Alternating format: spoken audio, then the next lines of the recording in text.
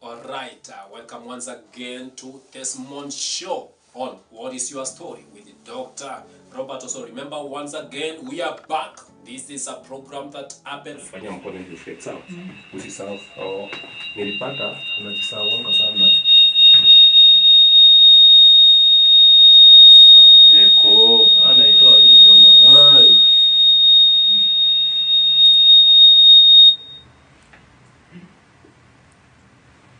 Sasa kwani nilitoa mic hapa? Wachana nayo, tunatumia kamera. Alafu tutajaribu kuenda usikize sauti, uende kwa hiyo live tunafanya kama sauti inatoka. Sasa ni unaweza nileta. I want to drink. Free Sunday at 6 p.m. only at Romy TV Africa at Dr. Robert Osoro. So my brother, so you say that you had started this. Ulipiga ikaenda kwa wrong number. Yeah.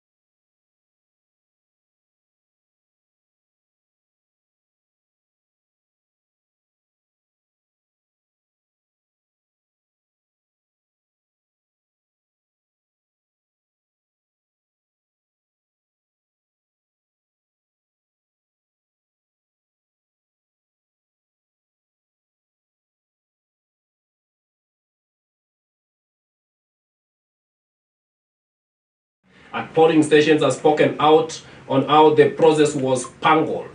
The official claimed the agents had been identified, given a the down payment and trained, ready for deployment, only for a top official in the coalition to present a new list of agents on the eve of election day. And that was how things began to go whole, adding to a string of failures that once again undermined Mr. Raila Odinga's State House bid. The official who sought anonymity spoke to Mercy Simiu. I was among the county liaisons of these officers, and I worked within the Azimio Secretariat. We had 57 people in charge of the election, and they were to manage agents across the country. We have 47 counties, but big counties like Nairobi, Kakamega required 2 or 3 people managing election there. I want to end it here that we had a good program for the agents. Money was available for them. We had structures. Actually, for the chief agents, we employed lawyers to be the constituency and the county chief agents. We had 290 lawyers as constituency chiefs agents and 47 lawyers as county chiefs agents, and we had the polling agents. As the story reads, maybe I'm starting from far left my side. This is all about the story on how this the Azimio coup had planned on how to do their elections, but they are coming back with a lot of claims that it did not go as they were prepared. Like what has been coming out, like people were not paid as they were promised. There were top agents who were given money to pay them, but they did not pay them. And also, as the story reads, if we go far to the story, for instance, like they're saying, unlike the previous elections, this time we were more organized and we covered a lot of ground during the campaigns, more than we did in 2017. The message was good, and generally the management of the campaign was okay. Tell me, what do you think was the issue or the reason that they did not win? Basically, Azimio has always done this, and it's a mistake that they repeat every other minute. So I've been looking at the electoral process, and in the event that they are ready for the elections, they make mistakes at the end of the day. So at the eve or on the eve of elections, some things do happen, and you can change the plan if you feel like the striking was not good. So if they changed, and basically that's what they did, then someone is not to be blamed. They have to tell us the reality, what happened. They couldn't deliver. That's the main message. What happened is that whenever you see Azimio packaged and ready for whatever election, and when you see Raila, he uses the same old people. And these are the people they telling us were shortchanged, and they were not shortchanged. So they should plan well whenever they're ready for an election, and Raila has become now a loser in every election because he uses the same people, he uses the same strategy that he was using previously and now. Yeah. Maybe coming to my far right here at Teacher Paraza, what do you think was the main cause, as they are actually narrating? Many people are saying that the agents were not paid what they had agreed compared to Kenya Kwanza, whereby there are guys who were sleeping on the field all the 1 week that were waiting for the elections to be announced. But the Azimio team were not able, were not ready, were not being seen there because some were complaining that they were not paid. What's your take there? For me, I'll just say that the Azimio had to, they were supposed to find people who are intelligent, who are committed, and I think in this case, these people that Azimio had, we've been seeing them managing the elections, as my friend has said, from previous years, our elections. So they have been failing him, and at the same time, bringing in these guys again in this election, actually, it's a very big mistake. And if we look at the money that they are complaining of,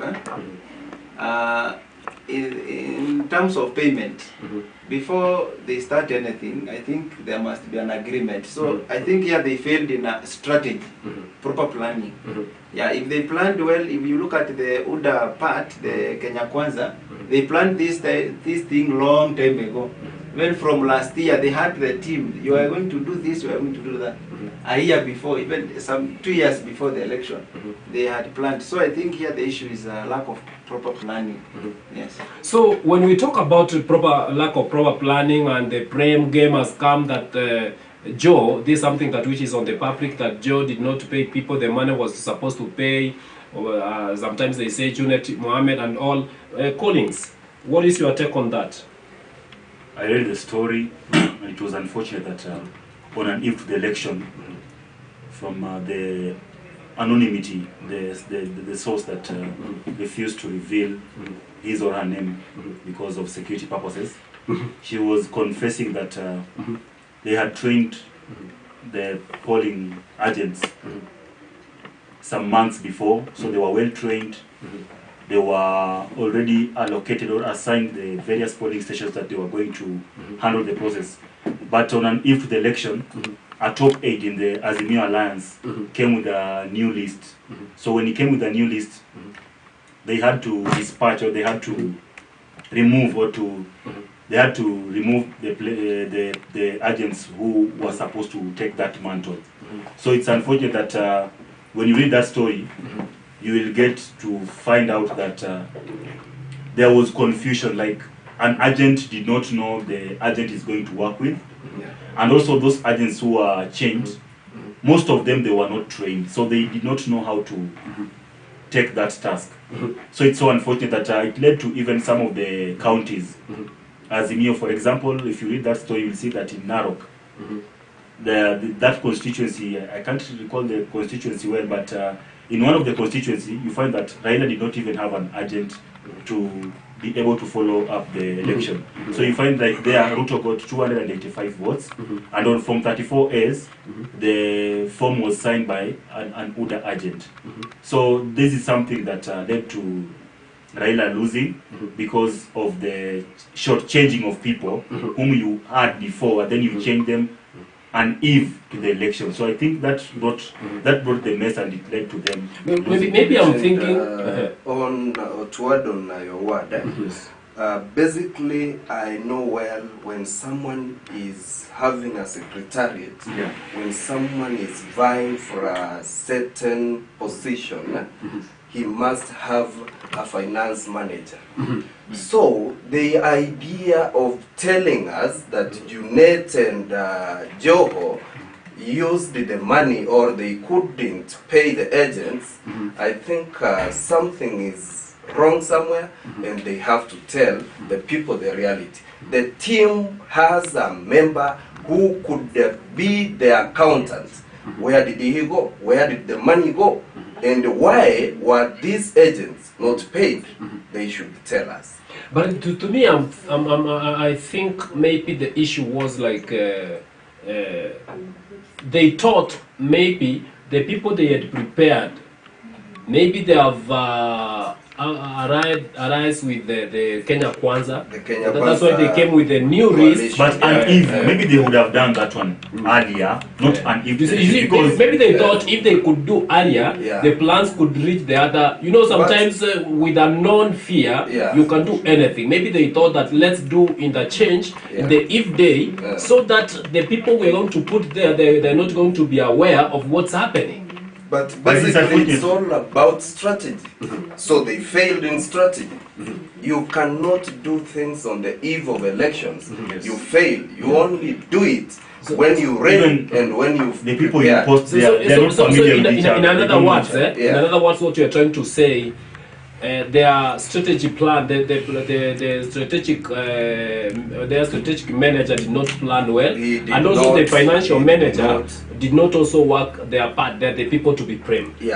Wow, I'm telling you guys, it's becoming hot here at Romy TV Africa this morning at newspaper review. Also remember, politics will never cease out of it, because this is what is happening every day. So we are going to the second story. Chaos locks Kisumu County Assembly after clerk stops swearing in of all 11 MCAs. What might be happening? Because the story says chaos erupted at the Kisumu County Assembly after clerk Owen Ochok stopped swearing in of 11 MCS, Mr. Chok presented court orders pairing swearing in of some nominated MCS. The voting process for the counter assembly speaker was also temporarily altered. Collins, Yes. what do you think you can say about that? Are we seeing the mature politics? What is it happening? I think that is just pettiness and bullshit that members of county assembly from Kisumu decided to portray. They have just been elected instead of conducting their swearing-in ceremony and going with the business of the day so that they can represent Wananchi as far as the world is concerned. So I came across that story yesterday. I was watching news, and it's being alleged that Mr. Ojuok went to prevent their swearing-in ceremony because it is being said that when Raila was there, those MCAs were absent, so they were not there when Raila was meeting some of the county members. So they felt like this was a form of betrayal. That is why Mr. Ojuok came with that motion to stop them.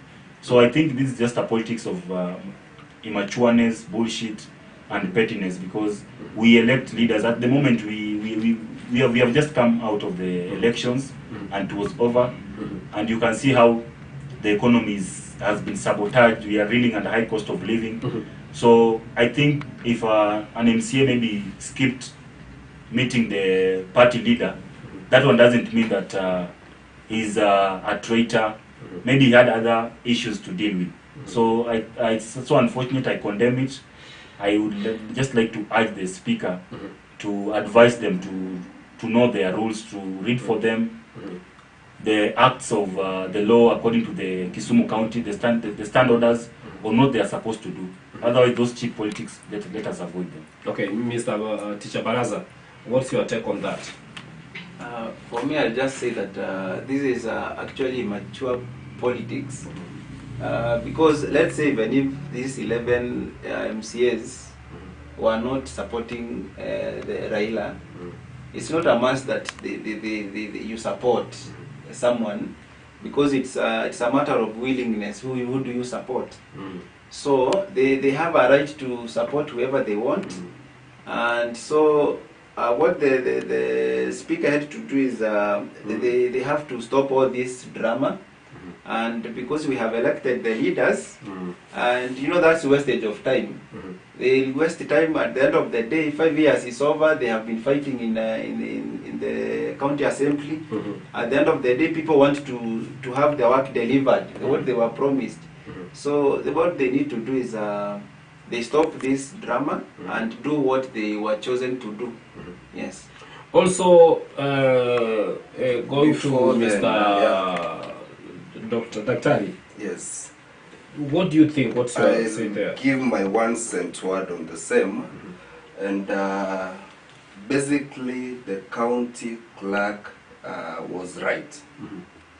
To me, leadership of the county assembly matters a lot to the people of Kisumu. And what has happened, nomination slots were given, most of them on bedroom matters. So, having court orders, the county clerk was right that I have a court order, I cannot swear in you as an MCA.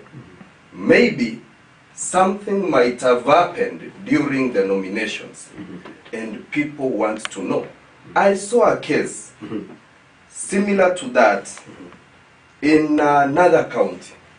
In that case, the idea was people did not want the UDA nominated MCA because they knew what happened during nominations. So basically, what I'm trying to say is that the county clerk could not go against the court orders, but fighting in the county assembly, fighting in the assembly floor, was something very, very bad that I could never advocate for. Okay, remember we are going for a short break. Shortly, when we come back, we shall be looking about the Arol Kimware Dam. So after this short break. Alright, welcome once again to Desmond Show on What is Your Story with Dr.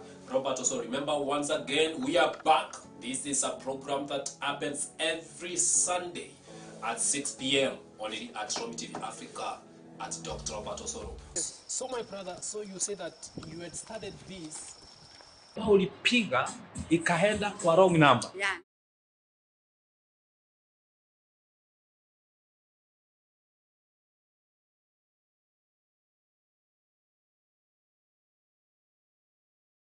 It's 10. All right, welcome back once again after this short break. Remember, this is Dr. Robert Osoro at Romi TV Africa. You can just join us if you're joining us right now. Remember, we're doing newspaper review and politics this morning. You can also, as well as like, subscribe and follow us, tell us where you're watching us from, send your sentiments, and we're here to read it, and we shall be looking at it. Remember, on the set, as I said before, I'm joined from our far right, Dr. Nyaumbo, far left, sorry, and also next is Collins Ochieng, Mark, and also from far right, I'm joined by Teacher Baraza. This time we're looking at Huru Michuki and the Gumo, Kriya Alol Kimware Dam Kotol. So the story reads that 3 cabinet ministers, in them President Mwai Kibaki's administration, gave nod to the Kerio Fare Development Authority for constructions of Kimwarel and other multi-purpose dams in 2008 and 2009. The anti-corruption court had yesterday.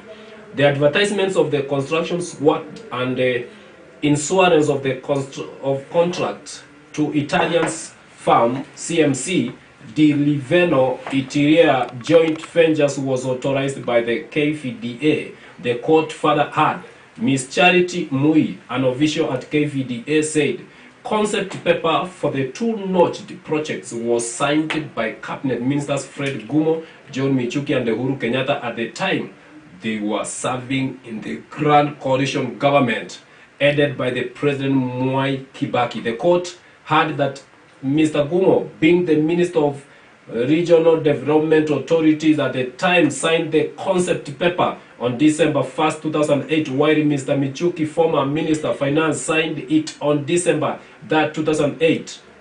The paper was also signed by Deputy Prime Minister Uhuru Kenyatta on August 4th, 2009, authorizing KVDA to continue with the planned constructions of the dams. At the time, he was the Minister for Finance. He is now the immediate former president. Ms. Muiti told Chief Magistrate Lawrence Mugambi that there was a cabinet memorandum by the Minister of Regional Development Authorities prepared for the developments of the programs and projects in the region.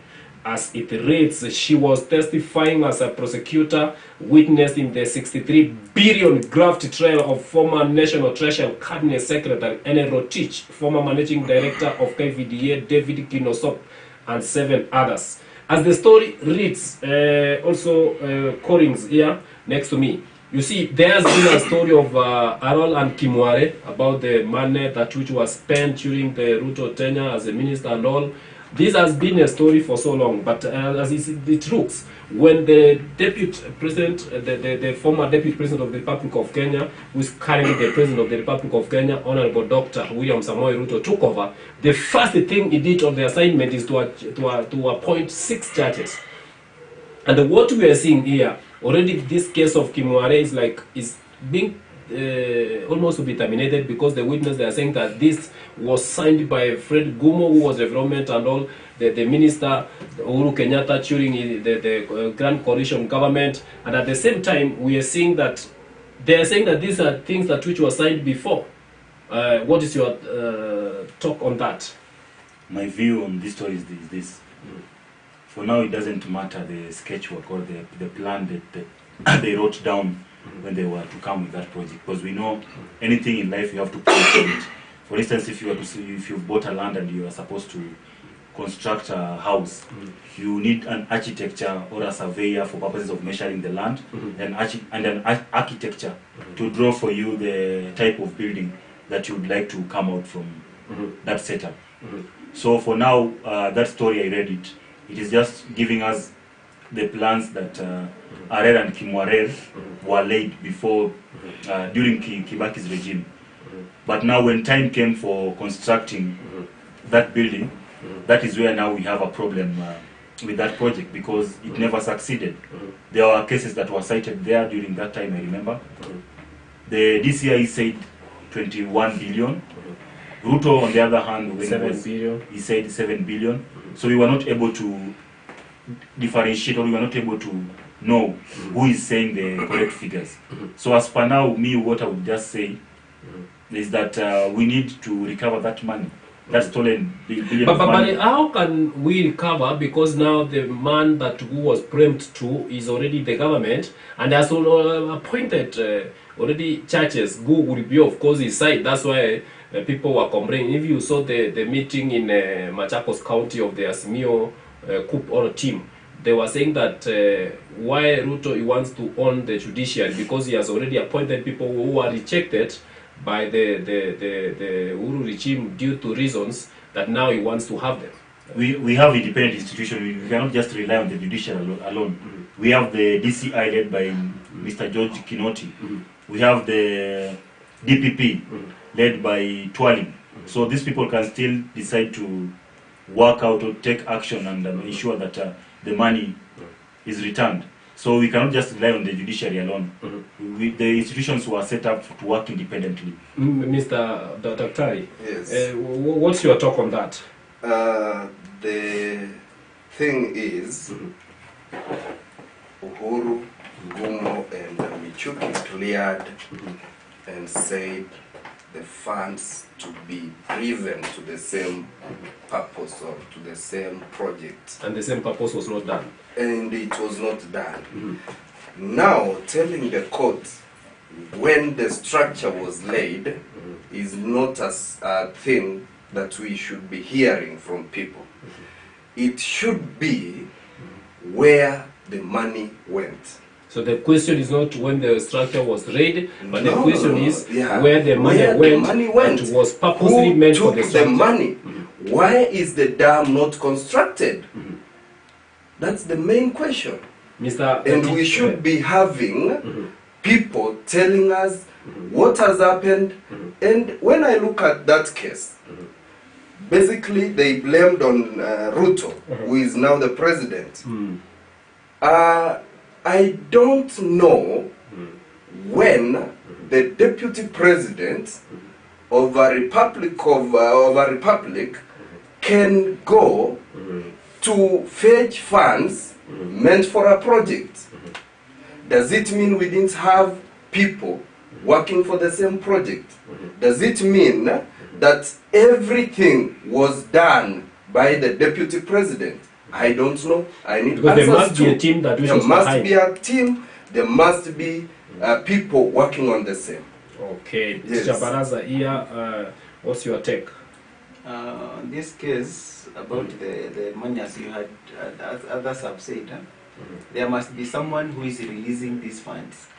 There is someone who is in charge of these funds. So those people were the same people who are supposed to be asked, where did the money go? Right? And if you look at the judiciary and these independent bodies, for me, from the way I look at things, these institutions have been interfered with politically. So at a given point, we cannot, at a given point, they are pressured by these state machinery, they call them machineries. They pressure them to do some things which are not according to the law.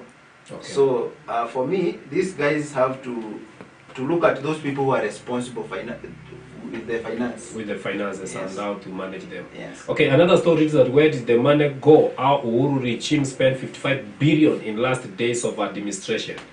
The story says that during the administration of Uhuru Muigai Kenyatta, they spent almost 55 billion in last days of administration. The National Treasury incurred 54.68 billion in budgeted public expenditure towards the end of President Uhuru Kenyatta's term. This raised questions about the fiscal discipline of a country that is grappling within liquidity issues and a huge public debt on a day when MPs accused the National Treasuries of overstepping its mandate in the budget-making process.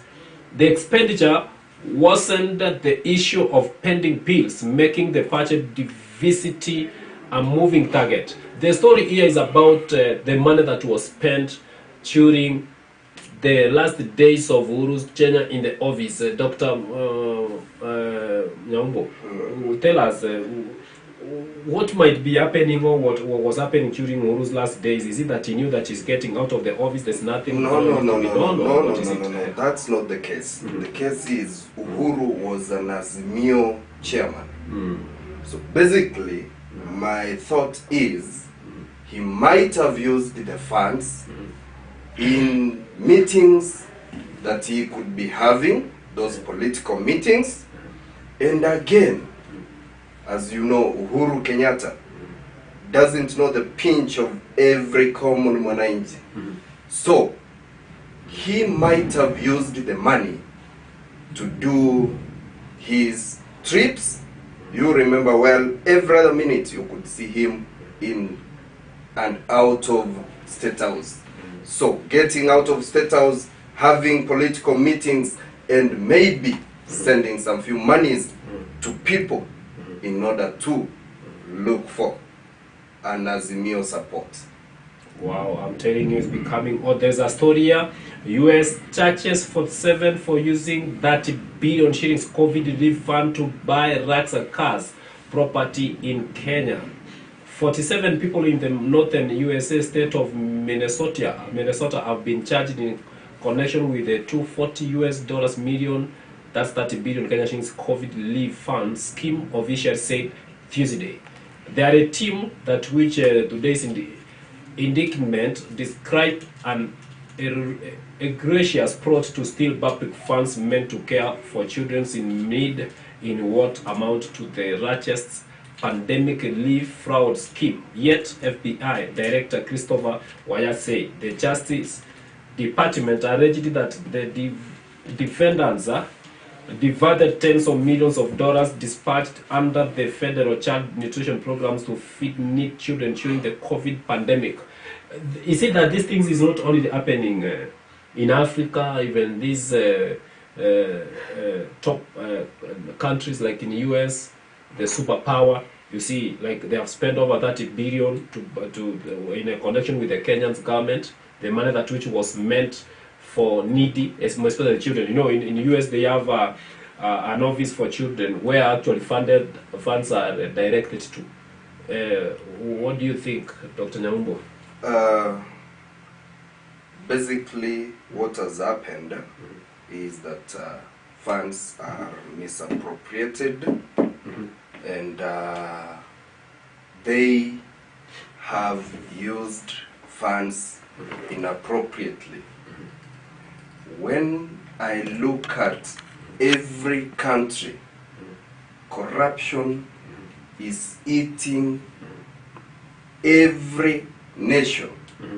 So, what we should be asking ourselves is that in the next generation, what is going to be done so that we end this big disease. If something is not done, then it means we will be losing more funds every other minute to people's pockets. Mr. Collins. Having read that story, I would like to say two things.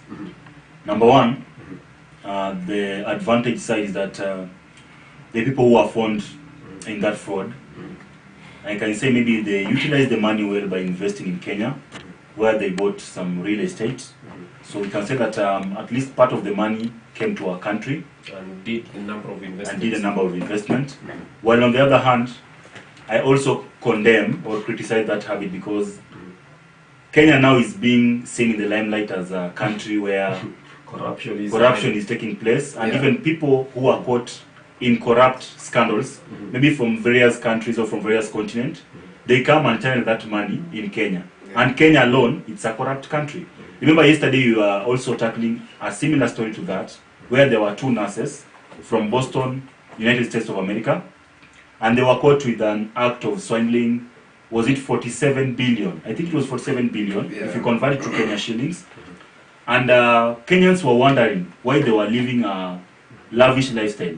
They bought a Maserati, they were living in big mansions, only for the US Directorate of Criminal to do investigation and to come to conclusion to realize that they were swindling the money that was meant for treating the patients. So there was a way that they created an account that money that was being paid to a patient, some of them were being allocated to their account. So it's so unfortunate, but it is what it is. I think economy has gone high so much, it has made the cost of living to be unbearable, that is making people to use any platform or any opportunity that will come as far as money is concerned, at least to get something to better themselves. I think I will urge the government, like right now, maybe the whole world, we know the cost of living has gone high, the fuel, there is no subsidy. Maybe they need to increase the salary of these people so that they can be able to meet their needs, so that in case of such kind of funds, if they are there, someone cannot be lured or it cannot be tricked to go and try to loot the fund. That's all I can say. Maybe your sentiment on that, Mr. Barasa. So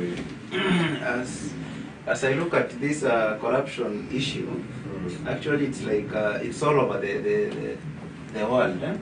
Yes. And due to this corruption, that's why we are having this economic crisis at this moment. If you look at these funds, like in Kenya, we had some issues whereby we had some funds. Kenya was being funded, like it was supported by. You hear that money have been donated to Kenya, like 17 billion. But Kenyans were suffering during that COVID time. I think, and that brings me to the next story. It says that 3.5 million Kenyans face starvation due to drought. When we talk about that, like 3.5 Kenyans, 3.5, that's millions Kenyans, that's adult. Out of 50 million people, remember their children. Let's imagine that we are 20 million adult people. 3.5, almost a quarter, is expected to be suffering in such. Do you think that also we are our Kenya, we are our leaders are the one that putting us to these exactly droughts and challenges? Exactly, because like now we were talking about the past story that we talked about, 55 billion that was not planned for. Where did this money go to? Because 55 billion is not like 2 shillings that you. 55 billion can construct dams in those dry areas.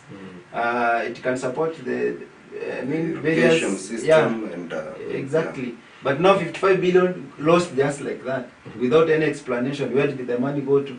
And yet we have people who are responsible for this. They are not making a follow. So what I can urge the leaders is they have to be responsible and manage the money well, because this is people's money. We pay tax and all that. So we need to see the government working.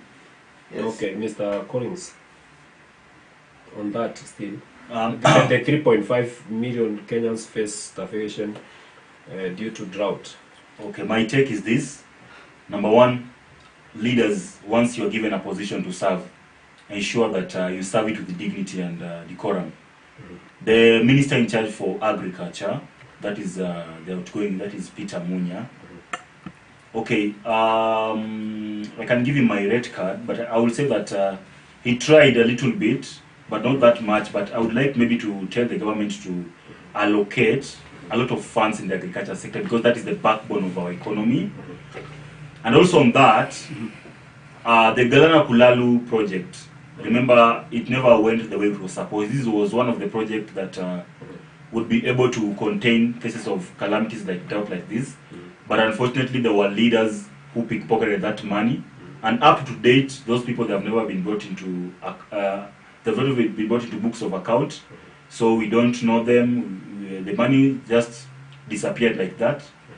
So it's so unfortunate. So the last thing also I would like to say, maybe I would like to urge my fellow Kenyans, maybe those even in the northern area, let us embrace also growing drought-resistant crops. Let us not just embrace on only maize alone. We can grow cassava, we can grow sorghum, we can grow crops that are favorable with the dry season, so that at least maybe when the main food crops or the main cash crops they are not ready, or we never harvested them enough, we can still use the drought resistant crops and still we thrive with how the situation is. Okay. That is my take. Dr. Nyambo, maybe as we move from there. Okay, I can say we should all look at leaders with solutions and ideas.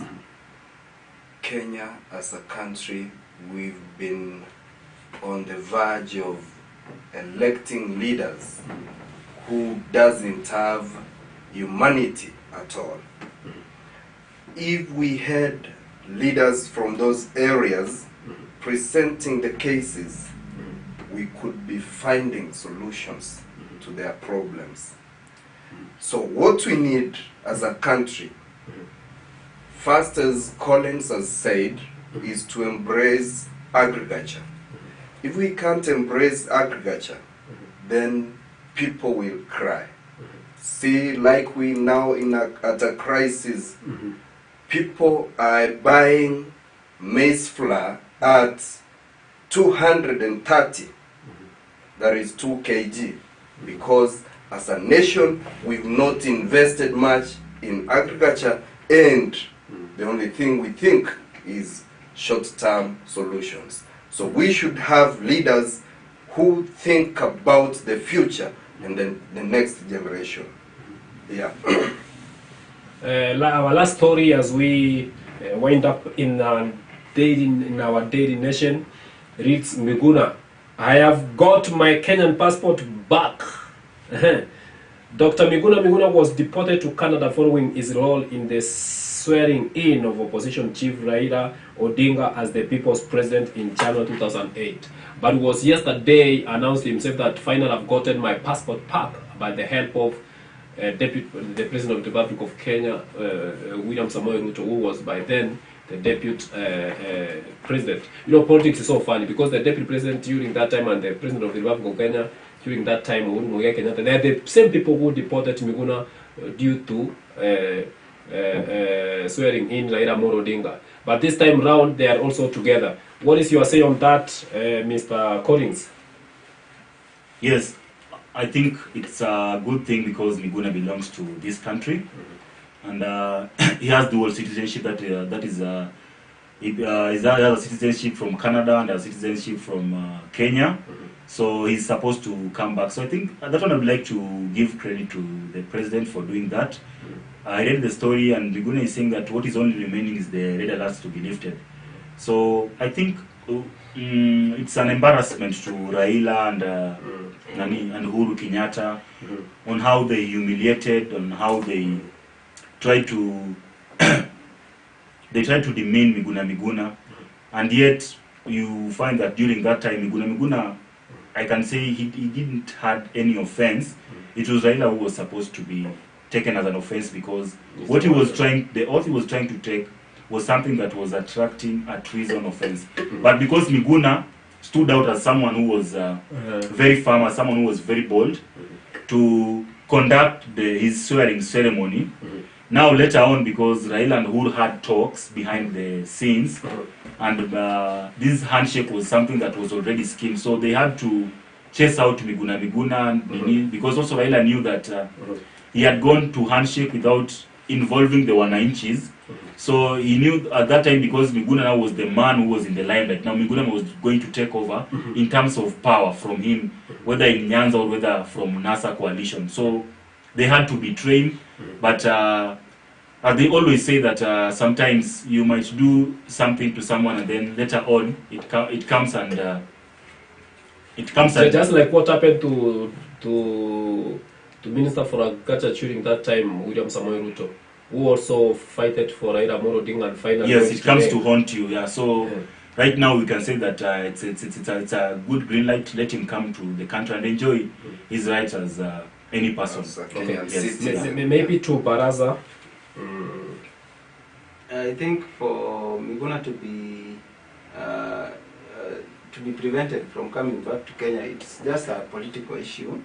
And if you look at this guy, he had he had a lot of secrets about Raila. Remember, he was very close to Raila, so he had a lot of secrets to this to Raila. So the only way to prevent, and remember, before he went, he had written a book. So this book had a lot of information, and if he continued to be here, and then he would have actually said a lot of secrets about the about Baba. So that's so for them to prevent all that from happening, they had to prevent him from coming to Kenya. But now he's coming back, and I'm not okay. Let him come back to Kenya because he's a Kenyan. Because he's a Kenyan. Yeah, he's a Kenyan. Dr. So Nyambo. Yes, Miguna has been a serious political leader who goes or works time to time. He knows the trend and what is happening. So basically the Kenyan government could not have him in Kenya since he had a lot of secrets of the government. Okay. And now that he's coming back to Kenya, let him come. He's a Kenyan. Okay, let him enjoy his privileges. Yes, his rights. He has rights as a Kenyan. Okay, we are coming to an end of this, but before we end this program, Mr. Collins, what's your parting shot as also you give your social media platforms or handles? Okay, my parting shots to my fellow Kenyans. I know life is hard, but I would like to urge you guys to continue to tighten your belts. Let's endure the hard times by ensuring that we work hard, we work extra mile so that we can build our economy. And in case you have any opportunity, you know you can be able to employ someone, you know there's a job you can refer to someone, please be kind to one another and share with them so that we build this economy together. And I would also like to urge our leaders, we have elected you to serve us right now. Right now it's a matter of action, it's not a matter of handouts. So we ask you to ensure that the amendments you make or the law you try to create or the things you try to discuss in debate, let it be things that will benefit wananchi, let it not be things that excludes wananchi. Like I was irritated that time when I saw Papa Waroma saying that they are going to ensure that they include those privileges that the MPs enjoy, like when they have a session in parliament, they're supposed to be paid, the sitting allowance supposed to be paid 5,000. It's so unfortunate that they are supposed to have maybe the vehicles to be fueled. So I was asking myself, Mr. Wetangula, you are the speaker. We thought that right now you are seeing what is bedeviling our country.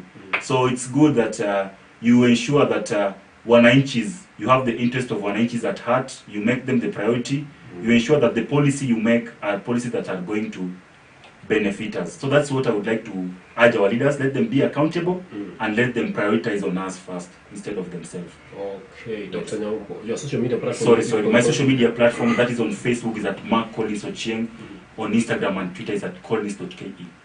Mr. Baraza? Yes.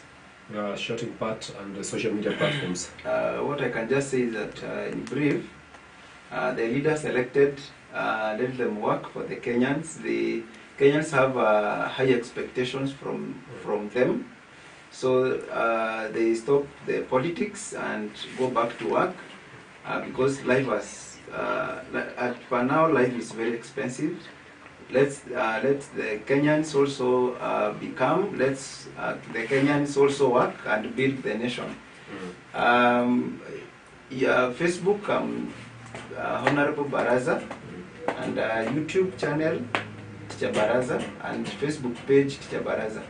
Thank you so much. Welcome, Dr. Nyambo. As we wind up, what's your parting shot and also your social media platforms? I can say, as a country now, let's get back to work, because politics is over and the politicking time is over. Let's get back to work. Let's build the nation. No matter what, whoever you elected as a leader is not going to put food on your table. So my social media handles are Facebook, Ambassador Nyambo, Twitter, His Excellency, Ambassador Dr. Nyaumbo at Dr. Nyaumbo, and Instagram at Dr. Nyaumbo. Thank you so much. Welcome, guys. We have come to an end, but one thing that which I will leave you before we close this session is that let's make the peace with the past, but let's forgive the past, but let's not forget the past, because the past is our training of the future, and it is what that will make us know where we are coming from and where we are going. It's important to make peace with the past, but forgive the past, but don't forget the past. My name is Dr. Robert at Romi TV Africa. You can go to our social media platforms, like, subscribe for us, and tell us where you're watching us from. And keep watching us. Remain on the top of the hour. We're coming back with the next program, Just Sport. Will be coming to you then Asomtaani. Keep watching, keep subscribing, keep following us. And tell us where you're watching us from. At Romi TV Africa, at Dr. Robert. See you at the top of the hour. Alright, welcome once again to this month's show on What is Your Story with Dr. Robert. So remember, once again, we are back. This is a program that happens every Sunday at 6 p.m. only at Romi TV Africa at Dr. Robert Osoro. So my brother, so you say that you had started this. Ulipiga